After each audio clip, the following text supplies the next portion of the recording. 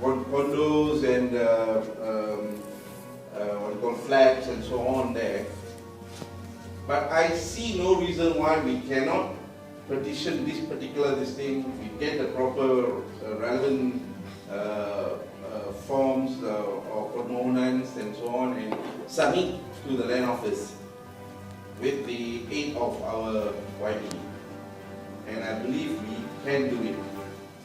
Now before that, a lot of work has to be done. In fact, the Cukai Tanah, Cukai Pintu, all has to be settled. M-Bank has to also get the consent to surrender the titles. In fact, the master title has about 169 caveats. Yeah, 169 private caveats, probably by the banks, the individual people, and 69 registrar caveats. That could be from the Bagian Pinjaman, because this probably people have taken loan from the government. So basically, firstly, as you all know, that Lelam has been appointed the receivers. Only 2 people who summoned them, and then the court immediately appointed them. And Jabatan Insolvency, as Faizal said, is just monitoring them. You could get them out by all of you all signing a petition because of the various reasons just now was given. No? Okay? That they are not, and for 2 years they have not done anything. And 2% is quite a lot of money. Their work is basically administrative job only. But I do not know why they are charging 2%.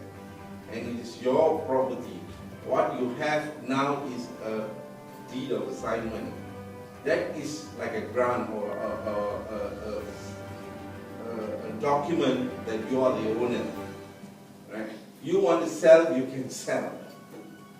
Right? By way of a deed of assignment only. Right? And for 2%, it is just basically keeping records. Receivers are just keeping records, and they step into the shoes of the developer. So why should they charge 2% of my sale price? So basically, I think you all can put up a petition to the Jabatan Insolvency. They are the body who monitors the receivers, and probably tell Jabatan Insolvency to act on this in this project. So it is easier because I have dealt with them. It's much more easier. Even when they set up their fee, we still can negotiate with them and bring it down, which we have done with them. So these are the few issues. It is complicated. Of course, you have to pester them all the time. You have to be going there all the time to discuss with them. Then only they'll take up the issue, or else they will not take up the issue. They will just leave it lying there, and nobody is going to check on it. Must pester them. Somebody must be writing to them, going to the office and all the time knocking on their doors. Then only you get your titles, or else you will never get your title for another 30 years.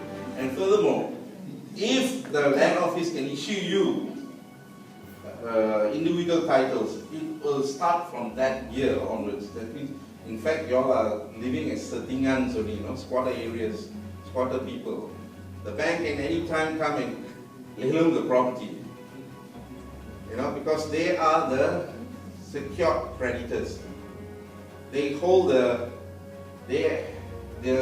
master title has been endorsed, or rather, their name has been endorsed on the master title as the building financier. So you will have to cough off some small monies first to get all this organized. We did so. See, at the moment, I think none of you are paying quit rents. As YB said, they need to rampas the land, but to rampas, you must have paid the quit rent. So somebody, I was informed that the bank has been paying the quit rent for you all. So there's no way they can rampas the property. Betul tak? So all this, there's a lot of issues. There must be somebody to go around looking. So they have asked me and I agreed to on certain conditions only. Alright? So I will give it back to Mr. Raymond. Okay, I think thank you, Mr. Silan, for your introduction about your experience. For the benefit of all the members, I think the committee have discussed and also have gone through very lengthy with Mr. Silan, and also have agreed to table one agenda for today's meeting to appoint Silan as our liaison person to handle the liaise with all the authorities, including probably to remove Lelang from this project. Also, we need to build grounds. If not, the insolvency will not take up the matter. So I think the first step, is to negotiate with Lelang whether they can give us attractive the consent fees that they instead of 2%, we want to negotiate down on that. So we need a person, a full-time person to actually do all this job. And also once that is sorted out, whether the alarm is on or will be revert back to insolvency. But if you want to have it revert back to insolvency, then we need to take the alarm to High Court. Only a High Court can strike off the alarm because the alarm was appointed by High Court. So there will be a cost involved to engage a lawyer to do that. So I think, as Chief Faisal I mentioned, this title issue involves cost and time. So we can only do it one step at a time. So the first step we actually are proposing, the committee is proposing, is to appoint a licensed person to handle this. And we actually agreed, the committee agreed that Silan have the experience to handle it at a small fees, and also with some conditions. So basically is that his job will be liaison with Lelang insolvency, with land office, and also with Majlis. And later on we need to appoint a land surveyor to do a pre-com plan, and all these things he will handle. So with all this, he actually asking for 5,000 to do the preliminary work. That means get all the facts right do the preliminary work. He asking for 5,000 from the residents.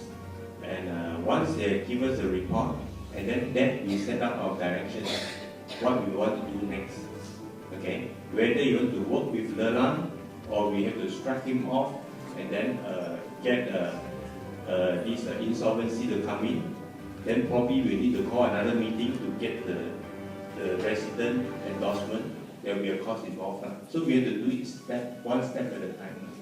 In order to do that, we need somebody who is conversant with it to handle it. If not, I think if on voluntary basis, every one of us also have your own job. So I think a bit difficult. We have tried it for several years. We're going round and round. I think we need to get it sorted out, I think, once and for all.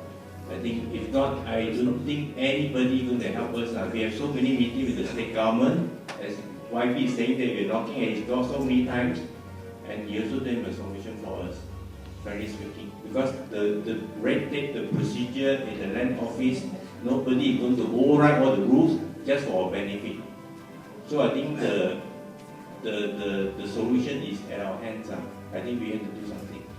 So once we have that sorted out, And then to move forward, I think Siren actually have proposed that the further work that we will do, if he actually will be worked with, he is attached to a legal firm. His request is that all the residents, all the title transfer, all the legal work to be done by the company. So that is, you will get the benefit from there. He will then I designate one or two legal firms to actually handle it. So he will be paid through the legal firm in that sense. But of course, I think his legal fee also has to be reasonable. I think maybe we can ask Siren to clarify a little bit on that. Siren, maybe you want to clarify on that. If in the event we are able to get the titles out, okay, and then of course you will then have to do a lot of work. That is, in the event original purchasers want to transfer it to their name, then there's a cost involved also. All right, and then of course stamp duties and all that. That's all disbursements which comes later. Okay, then there are also people who second, third purchases, they will have to transfer it to the Pini, or the latest purchases. There's also cost involved. So, looking into all those things, if I'm just working for this, this residential, this terrace houses, if all of y'all can come together, then maybe I can negotiate a small standard fee for all, you see, rather than, I don't care whether the property is high or high priced or whatnot, you see, the standard, I still do not know, you see, because I need to know what is the, what work, you see, like if original purchases, okay, it's standard fee, what is your purchase price, alright? And from that, I will check. Then I will inform you later. Okay? A lot of work has to be done. It's not easy task. I think what I want to clarify is the basis of the fees. As I know, if you actually have the transfer of the title, the title cover, fees based on professional fees set by law. It's only the base charges, you base it on my purchase price or market price. I believe the basis is for the original purchases, yeah, right. original price. Is it? Okay? Only if in the event you are transferring, solicitor's remuneration says so. So the legal fee for original purchases will be cheaper? Will be cheaper. Definitely cheaper. The stamp duty also will be based on the original price. Right? So that means if the second purchase is based on the purchase price. Yes.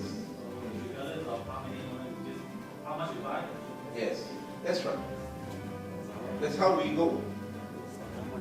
I'm sure most of you all have bought houses and transferred and we cannot run away from the solicitor's remuneration there.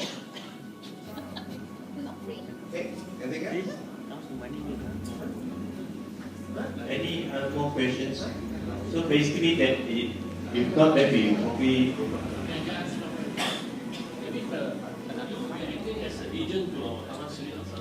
At the moment for liaison, I will get all things done, I'll get a report out, I'll say how are we going to handle this. We deal with you as an individual or as a